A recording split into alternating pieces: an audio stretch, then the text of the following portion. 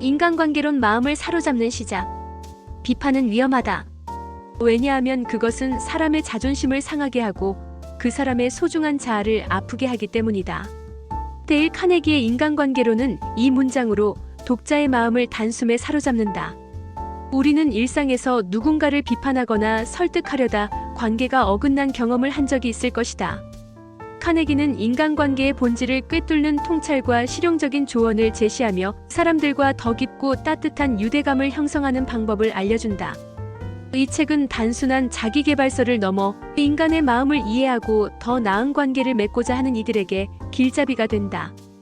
특히 카네기의 부드럽고 설득력 있는 문체는 독자로 하여금 자신의 소통 방식을 돌아보게 만들며 더 나은 인간관계를 꿈꾸게 한다. 지금부터 이 책의 줄거리, 핵심 메시지, 시사점, 다른 독자들의 반응을 부드럽게 그리고 상세히 풀어보겠다. 책의 줄거리 구체적인 예시로 풀어보는 인간관계론. 인간관계론 원제 How to Win Friends and Influence People은 1936년 처음 출간된 이래 전 세계적으로 수백만 독자에게 사랑받아온 고전이다. 데일 카네기는 이 책에서 인간관계의 기본 원칙을 체계적으로 정리하며 각 원칙을 실생활에서 적용할 수 있도록 구체적인 사례와 생생한 이야기를 통해 설명한다. 책은 크게 네 부분으로 나뉘며 각 부분은 사람들과의 관계를 개선하고 설득력을 높이는 실질적인 기술을 다룬다. 이제 각 부분을 구체적인 예시와 함께 상세히 살펴보자. 일부 사람을 대하는 기본 원칙. 첫 번째 부분은 사람을 대할 때 가장 중요한 태도를 다룬다. 카네기는 비판, 비난, 불평 대신 칭찬과 이해로 사람의 마음을 여는 방법을 강조한다. 예를 들어 한 직장 상사가 부하 직원의 보고서에서 실수를 발견했다고 가정해보자. 질책하며 이게 뭐야? 왜 이렇게 엉망이야? 라고 말하는 대신 이 보고서에서 데이터 분석 부분이 정말 꼼꼼하네. 다만 몇 가지 수치를 다시 확인하면 더 완벽할 것 같아라고 제안한다. 이 접근은 직원의 자존감을 지키며 개선을 유도한다. 또 다른 예로 링컨 대통령의 일화가 나온다. 남북 전쟁 중 한 장군이 중요한 전투에서 실수를 저질렀을 때 링컨은 그를 비난하지 않고 그의 입장을 이해하려 노력했다. 링컨은 그도 최선을 다했을 거야라고 말하며 장군의 사기를 북돋우는 편지를 썼다. 이 일화는 비판이 아닌 공감이 사람을 변화시킬 수 있음을 보여준다. 카네기는 이런 사례를 통해 인간관계에서 비판을 줄이고 칭찬을 늘리는 것이 관계의 첫걸음이라고 말한다. 2부 사람들에게 호감을 얻는 법. 두 번째 부분은 사람들에게 호감을 주는 구체적인 행동을 다룬다. 카네기는 미소 짓기, 상대의 이름을 기억하기, 진심으로 경청하기를 핵심으로 제시한다. 예를 들어 한 보험 세일즈맨의 이야기가 나온다. 이 세일즈맨은 고객의 이름을 기억하고 그들의 취미나 관심사를 물으며 대화를 시작했다. 한 고객이 낚시를 좋아한다고 하자 그는 낚시에 대한 이야기를 나누며 공감대를 형성했다. 결국 고객은 그와의 신뢰를 바탕으로 큰 계약을 체결했다. 이 사례는 상대의 관심사에 진심으로 귀 기울이는 것이 호감을 얻고 관계를 돈독히 하는 핵심임을 보여준다. 또 다른 예로 한 레스토랑 종업원이 손님의 이름을 기억하고 그들의 선호 메뉴를 제안하며 친절하게 응대한 이야기가 있다. 이 종업원은 단골 손님을 늘렸고 팁도 더 많이 받았다. 카네기는 이런 사소한 행동이 사람들의 마음을 움직인다고 강조한다. 3부 사람을 설득하는 법. 세 번째 부분은 다른 사람을 설득하고 그들의 생각을 바꾸는 기술에 초점을 맞춘다. 카네기는 직접적인 대립이나 논쟁 대신 상대의 관점에서 생각하고 그들의 욕구를 충족시키는 방향으로 대화를 이끌 것을 권한다. 예를 들어 한 공장 관리자가 직원들의 생산성을 높이고자 했다.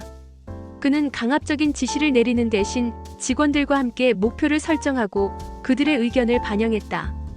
관리자는 여러분의 작업이 우리 회사의 성공에 얼마나 중요한지 아시죠? 라며 직원들의 자부심을 북돋웠다. 결과적으로 직원들은 자발적으로 더 열심히 일했고 생산성은 20% 이상 향상되었다. 또 다른 사례로 한 부부의 이야기가 나온다. 남편이 아내의 지출 습관을 바꾸고 싶었지만 직접적인 비판 대신 아내의 재정관리 능력을 칭찬한 뒤 함께 예산을 짜는 방법을 제안했다. 이 접근은 갈등 없이 변화를 이끌어냈다. 카네기는 설득이 강요가 아니라 공감과 동기부여에서 시작됨을 보여준다. 사부 리더로서 사람을 이끄는 법. 마지막 부분은 리더십과 관련된 원칙을 다룬다. 카네기는 리더가 팀원들의 자율성을 존중하고 그들의 성취를 인정하며 실수를 부드럽게 교정하는 방법을 제시한다. 예를 들어 한 초등학교 교장의 이야기가 나온다. 이 교장은 문제 행동을 보이는 학생을 혼내는 대신 그 학생의 잠재력을 칭찬하며 긍정적인 변화를 유도했다. 넌 친구들을 잘 웃게 하는 재능이 있구나. 그 재능을 좋은 방향으로 써보면 어떨까? 라고 말하며 학생이 스스로 행동을 바꾸도록 이끌었다. 또 다른 예로 한 기업 CEO가 직원들의 사기를 높이기 위해 매달 우수 직원을 공개적으로 칭찬하고 그들의 노력을 인정하는 문화를 만들었다. 이 회사는 직원 이직률이 줄고 팀워크가 강화되었다. 카네기는 리더십이 권위가 아니라 신뢰와 격려에서 나온다고 강조한다. 이처럼 인간관계로는 다양한 사례를 통해 이론을 구체화하며 독자들이 실생활에서 바로 적용할 수 있는 실용적인 조언을 제공한다.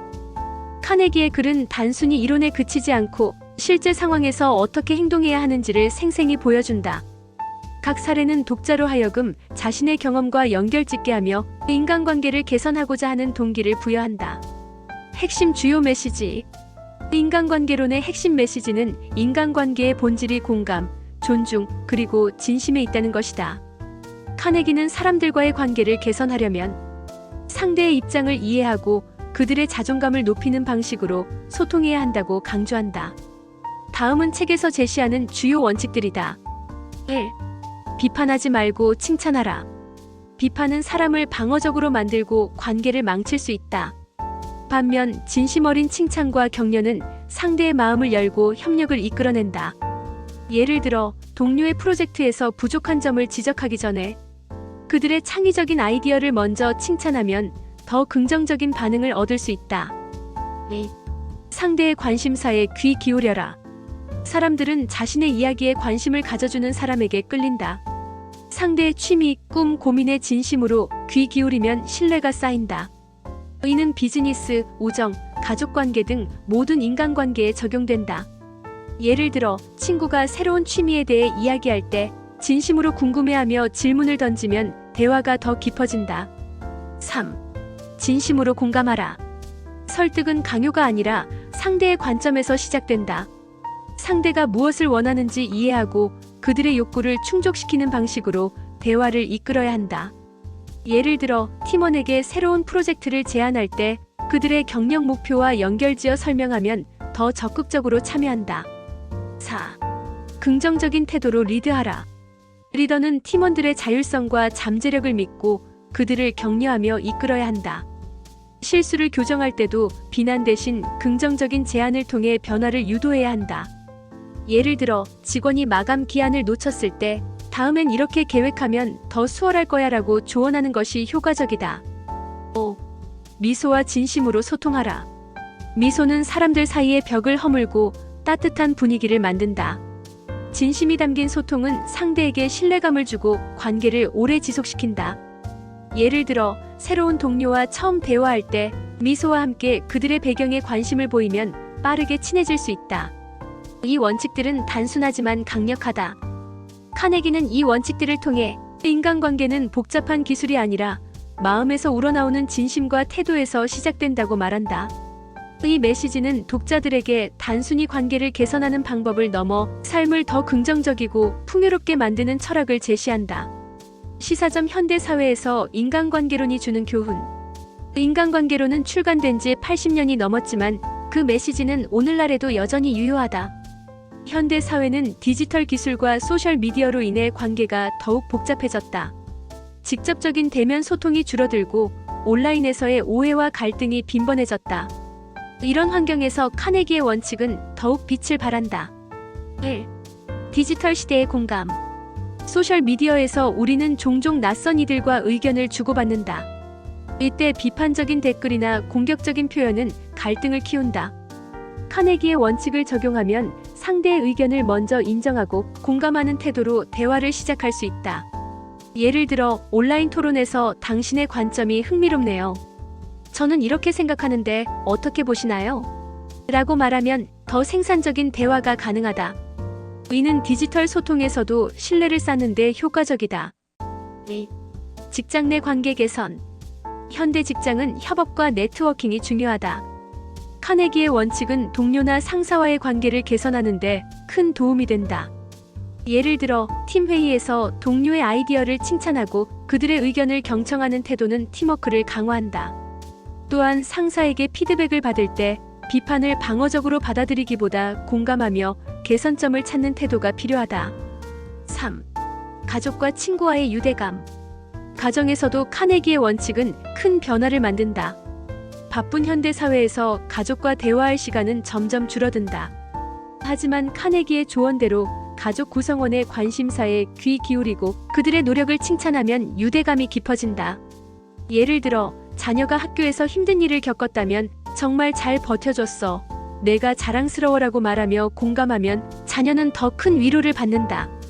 4. 리더십과 설득의 기술. 현대 사회에서 리더십은 더 이상 권위로만 유지되지 않는다. 카네기의 원칙은 팀원들을 격려하고 그들의 잠재력을 믿는 리더십을 강조한다.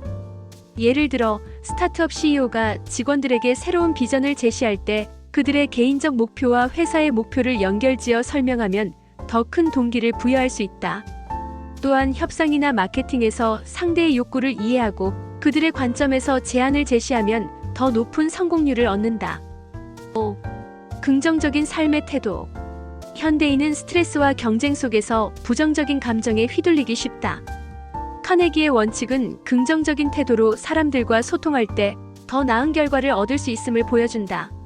예를 들어 힘든 하루를 보낸 후에도 동료에게 미소로 인사하고 그들의 이야기를 경청하면 자신의 기분도 나아지고 관계도 개선된다. 이 책은 단순히 관계를 개선하는 기술을 넘어 삶을 더 행복하고 풍요롭게 만드는 태도를 가르친다.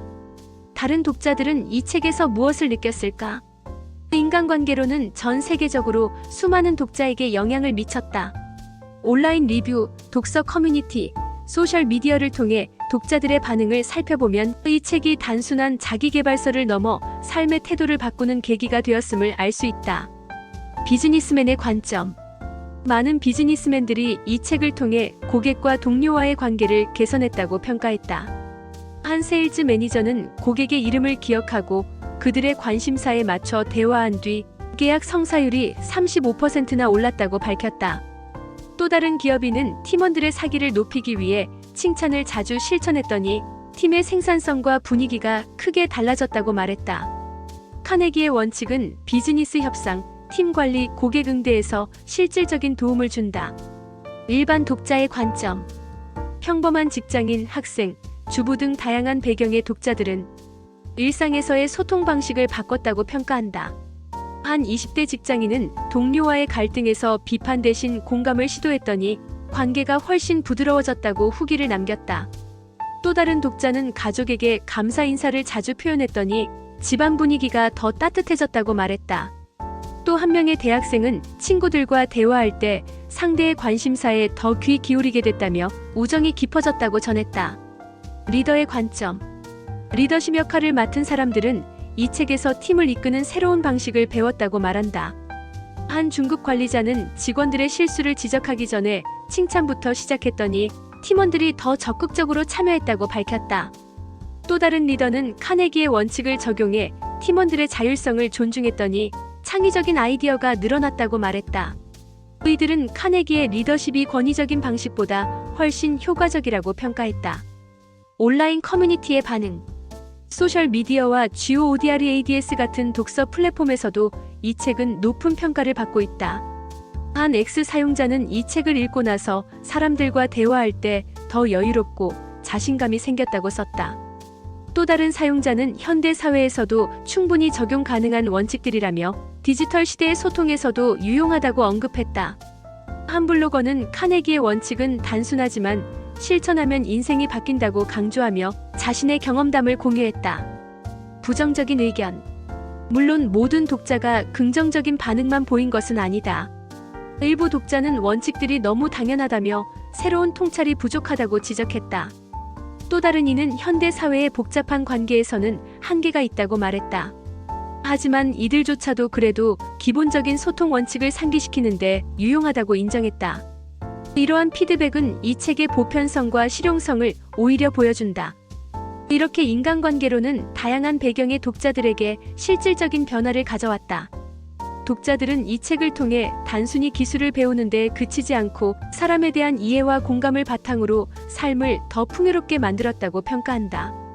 당신의 생각은 어떠신가요?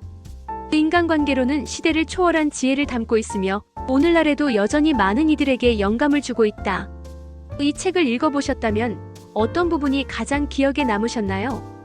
혹은 아직 읽지 않으셨다면 어떤 점이 궁금하시거나 기대되시나요? 카네기의 원칙을 일상에서 적용해본 경험이 있다면 그 이야기도 공유해주세요. 당신의 생각을 듣고 싶습니다.